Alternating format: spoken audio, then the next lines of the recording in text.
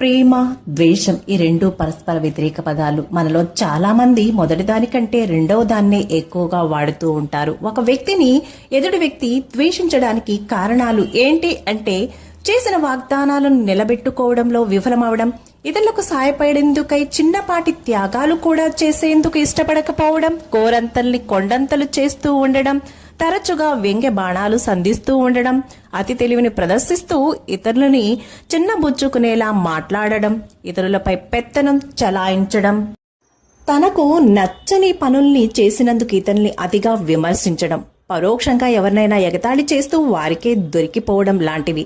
మన ఆనందం కోసం ఇతరుల్ని చులకన చేయడం పైచాచికం. ఇతరుల్ని ఆనందంగా ఉంచేందుకై సంతోషంగా బాధపడడం అనేది మహాత్ముల యొక్క సుగుణం.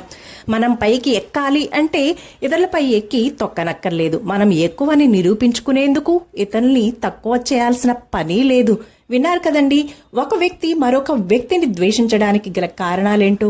Thank you for watching. Please subscribe, please like, share and comment my video.